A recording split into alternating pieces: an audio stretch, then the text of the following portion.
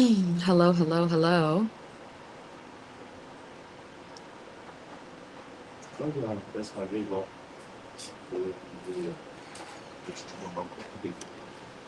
Hi, everyone.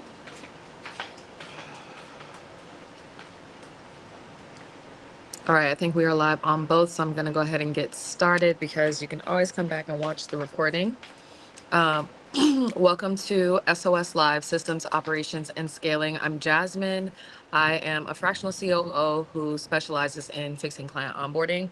So I get a ton of DMs, like a ton, all platforms, from founders who are in a similar boat. They're getting clients, which is great. That's amazing. That's what you're supposed to be doing. This is business. And now cracks are starting to show up in their business. They're missing follow-ups. Their VAs are confused. They've hired some people, and instead of hiring, feeling like it's taking something off of their plate, it's actually adding more work. And suddenly you're starting to feel like this pressure. And it's so interesting because everybody always sees this as a bad sign, but this is actually a really, really, really good sign. So I decided to start S.O.S Live so that every week we can do a 30-minute deep dive to help get you unstuck as a founder. I work with service-based businesses, so coaches that are moving away from one-to-one, which can be very draining, and tech consultants who are really, really, really good technically, but when you work at a tech company, there's a project manager, there's a customer success team, there's all of these things that happen before we get to the actual technical skill. And so I help bring those into businesses. So if growth is feeling both exciting and a little bit chaotic, then you are in the right place. So let's jump into this week's episode. This is episode 2. If you missed last week, it should be somewhere on my profile. And yeah, if not, then you can check the clips. All right. So we all know that running a business can be very, I don't even know if there's a singular word, right? It can be very wild. But like I said, like this is a really good sign. If you are getting to a point where clients are starting to roll in and you're starting to feel that pressure, this is a really, really, really good sign. So, when you're a kid, and they say, if you're afraid of public speaking, they just say, well, just imagine everybody else. Imagine everybody in the audience is in their underwear. I feel like entrepreneurship is the exact opposite. You're the one in your underwear and you are the one with the mic. And so sometimes it can feel, I think the word is like, it can feel a little like embarrassing sometimes to ask for help. But one thing that you have to realize is that even though it may seem like it in your circle or whatever social media is saying that everybody is a business owner, we make up a very, very, very small percentage um, of the population. And so we are unique in that. And so I don't want you to ever feel like you can't ask a question. Like there are no stupid questions when there's only, if 100 people were in a row, very few would be business owners. So a lot of people would not be able to answer your questions. So it's okay if you have questions because we are the few, the proud, not the Marines, but we are the few and the proud. So let's let's talk about the growing pains. So why the growing pains feel like they suck is because when you're celebrating all of these clients coming in, you're starting to get the flow of things, all of a sudden cracks start showing. And truly those cracks are the reason that you are not at your next level of business yet. But they're a good sign because when you have information, you can do something about it. Okay, so let's talk about what they really mean and how you can use them to get unstuck. All right, so there's this thought that the thing that will make you less stressed in business is more clients. And now I am never, ever, ever, ever, ever going to say that more clients are not a good thing, but more clients tend to amplify what is already broken. And so when you have this wave coming in, so if you're on social media and you end up going viral, or you go to a networking event, or you have a speaking engagement, and now all of a sudden you have this wave of clients that comes in, or you have an uptick of people who are focusing on your business. It reveals the weak spots that you never really had to worry about before. um, and that part is important, because the skill that you deliver to your clients, like if you are a coach and you are a mindset coach, the skill set needed to do that is not the same as the skill set that you need to run a business. And so it's important to understand that too. Like, nobody teaches you either that systems are for after you have clients, not before. So if you are pre-revenue, and people always ask me, oh, do you work with early founders, that may be pre-revenue to help us get our business going? That is not who I particularly work with. If you are pre-revenue and you are looking to get more clients, your focus needs to be on marketing, not systems yet, because you once your clients start rolling in, that's when the cracks really start to show.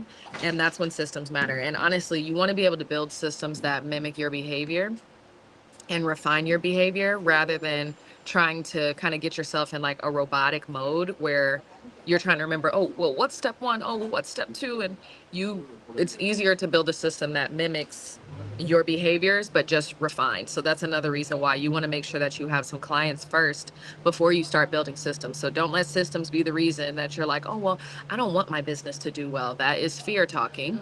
You do want your business to do well. You do want clients. You do want all of these things. These growing pains are just part of it. Um, they're just part of it, and it's okay.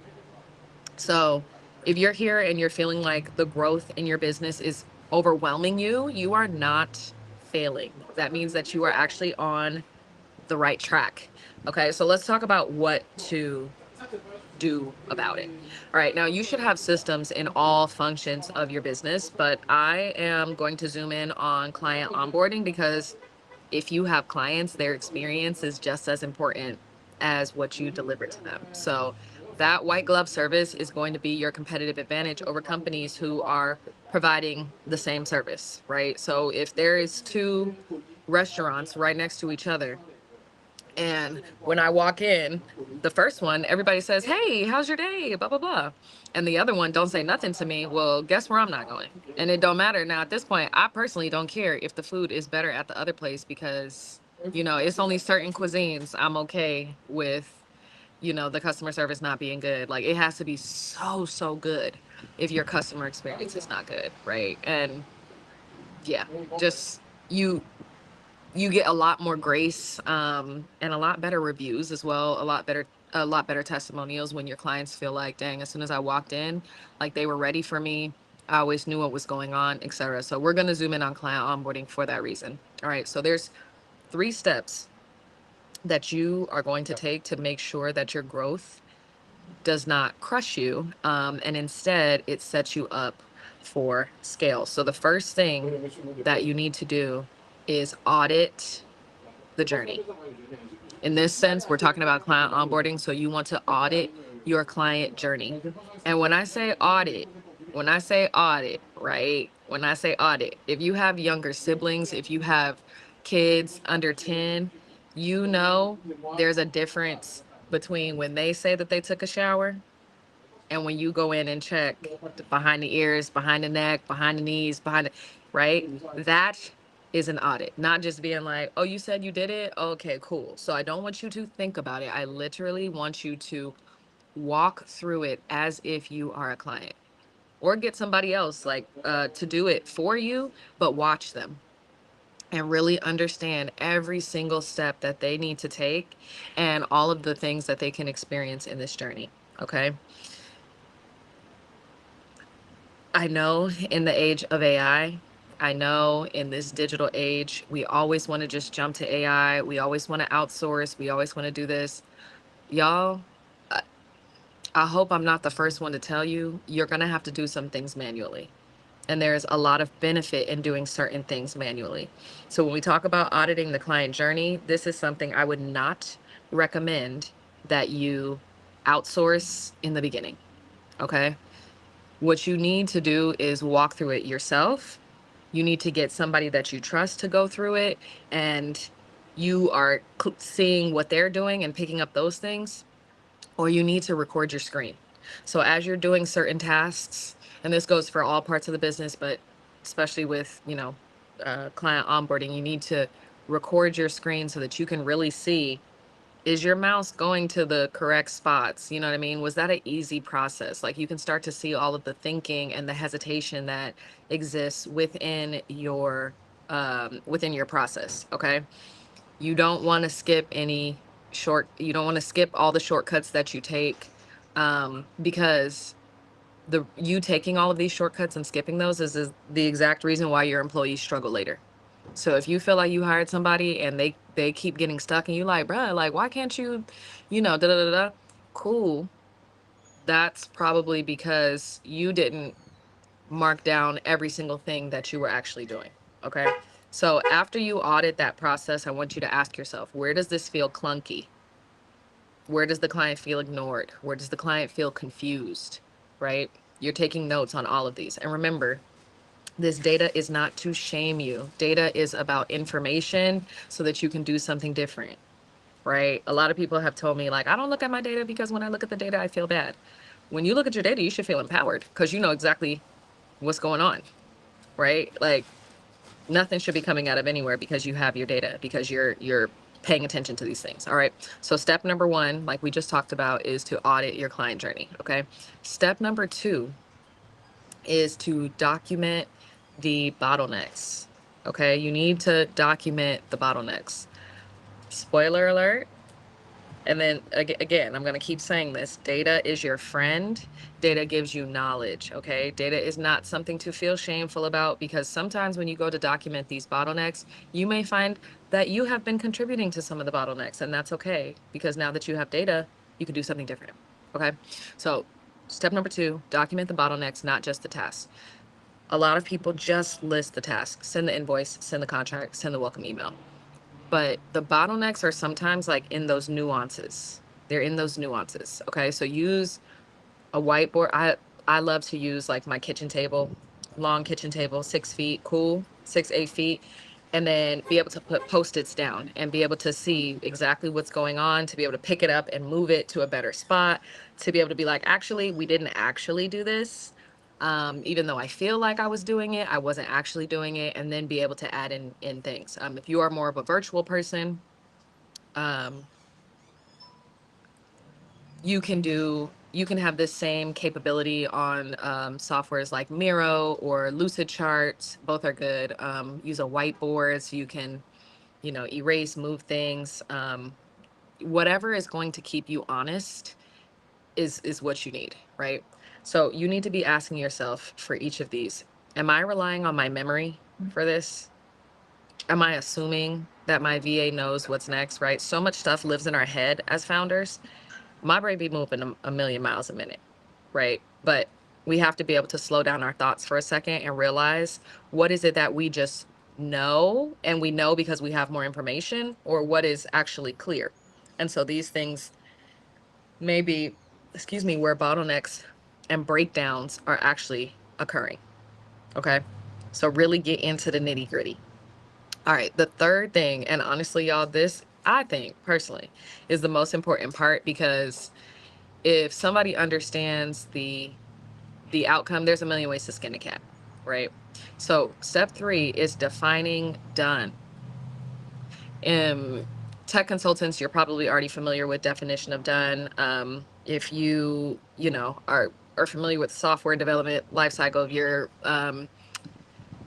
familiar with Scrum, any agile projects and all those things, you may be familiar with definition of done, but so many people leave this off of their SOPs, which are standard operating procedures. So many people leave this out, even when they are communicating with people, and then they get frustrated when they're like, well, this is not what I meant, right? And so sometimes, right, if I say get dressed, we all come out at the same time, everybody's going to have a different outfit, because we need to understand the definition of done, right? Definition of done in that case, in getting dressed, would include information about the weather, the occasion, whatever, right? So that's why you can say like, oh yeah, such and such is not dressed for this occasion. That is not, they are dressed. Yes, that is the task, was get dressed. But the definition of done said dress for this particular event. And so that's where you get discrepancy. And so as you're building your standard operating procedures, you don't want to have something that just says send invoice, right? Because although, again, it may seem simple, but I promise you, ask one of your nieces or nephews, ask somebody in K through 12, ask somebody under 18 how they're supposed to do it, ask somebody who's over 80 how they are supposed to do this, and you will find the places that you did not provide as much clarity as you thought. Okay, so send invoice is not enough. You need to have send invoice within 24 hours with a personalized note, with a clear next step included. Use this software and send from this email address, right? All of those things contribute to making sure that things are done because we're focusing on the outcomes, not just the tasks. Okay, excellence is defined by the outcome. By the outcome. All right. So when you define outcomes, your team can hit your standard even without you. So even if they forget how to do all the things, that definition of done is going to provide them clarity that they need to get to the end result anyway. So a million ways to skin a cat. All right. So when you are shifting from patching cracks to actually defining how work gets done, you stop being the bottleneck and the business starts running like a business. Okay. So when we can get out of our own ways because we have clearly defined things, this is when we can now start feeling confident that we can step back and things will get done even when we're not present. I say this like every episode. I say this to anybody who will listen because I'm speaking it into the universe. I am spending a month in Greece next year, April 2026. And my goal is to make sure that my business can absolutely run without me. Now, I've been saying that goal, and I actually had to step away from my business for a month sooner than that. And that is a great time for you to figure out where the actual cracks are. So if you don't want to wait until customers come in, step away for 2 weeks. Don't respond, no, nothing, put everything down and see if the business still runs, right? This is how you know that you have created a system that somebody can operate in. Because if not, if you are the system, then you can never step away. Which I know I have a great time running my business, and so I can put in a lot of hours and have pretty good endurance. But I know that my end goal is not to be the person that is in front of the computer the majority of the time. So if that is your goal too as a business owner, to be able to step back and hire a team and really become a CEO and not working in your business all the time, but being able to work on your business, then these workflows and systems, this is something that you're going to have to gain a lot of clarity on for your team. Okay, so I know that there are some people in the live. This is your time to ask some questions, but I have a question for you as well. This is what I'm leaving you with and challenging you with this week. I want you to audit your client journey. I want you to audit your client journey, either by recording your screen, either by asking somebody under the age of 18 or asking somebody over the age of 80 to walk through your client's journey. Okay. And I want you to think, if 5 new clients signed today, congrats. If 5 new clients signed today, what would immediately fall apart? What would fall apart if 5 clients signed today? That is your first crack that you need to fix. Okay, so CD not going out today? And so those of you who are newer to business, where you're like, oh, I need to build systems. And if I don't build systems, then I don't want to post and I don't want to build a community and I don't want to do this because I don't have systems. I promise you, these cracks and these like kind of, you know, the what's the word I'm looking for? The weaving, you know, like the ups and downs, all of that stuff, the tumultuous part is just part of business. How you respond is going to determine what type of CEO that you are and that you are going to be, right? But these don't, you can't expect everything to be perfect every single time, right? Because if that were the case, then no CEOs would ever work ever. But that's not true. They're still very active because there are other things that you will need to focus on as a CEO. Building the systems is just one of, it's like, it's just a step in that, right? And so that is your assignment for the week. Audit your client journey. If 5 new clients signed today, what would immediately fall apart? What would immediately be difficult? What would immediately feel stressful in your business? And that is the first crack that you fix. So a lot of people, another thing that folks ask me is like, well, I need to build some workflows and I don't really know where to start. If that is you, if you are a business owner who's like, yep, I have clients, you know, things are kind of starting to uh, be a little tough. I'm starting to feel the pressure. I'm starting to, some things are falling through the cracks. If you want help, I actually offer workflow happy hour. So Monday through Thursday, 3 to 6 p.m. We'll build your workflow in under an hour that you can take back to your team. It'll set you up for success and you can instantly see things change, the things that you need to update. During that time, we'll also edit your tech stack and figure out what technology is working for you or working against you. And I'll give you some recommendations to be able to do that, and we'll get all of that done in an hour. Or if you're somebody who just wants to keep learning, make sure that you um, subscribe to the newsletter, which is also called S.O.S. It is launching September 1st, so you'll be the first one to know. And yeah, make sure that you're following me on LinkedIn, on TikTok. Those are the 2 platforms that I use the most. Come to happy hour if you need a workflow done for you. I have resources in my bio and all the things. Um, yes, actually, and speaking of cracks, in the next episode, we are actually going to dive deeper into SOPs. A lot of y'all have documents and checklists and looms and all of the things, all of the things, and your team is still pinging you for answers. That means that is data. That is data that tells us something is not clear because SOPs are actually not systems, right? SOPs are part of systems. So I'll show you why, and I'll show you what to do instead on next week's episode. I'm going to stay on for maybe about 1 more minute and just see if anybody has any questions that I can answer live. If not, then I will see you all next week at SOS Live.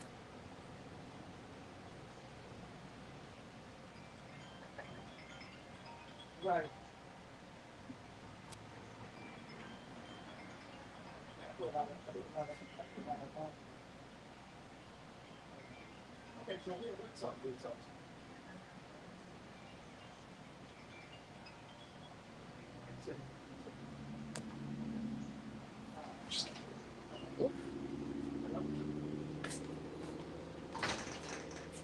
I was probably.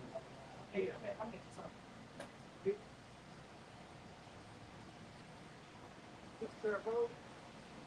All right. See y'all next week.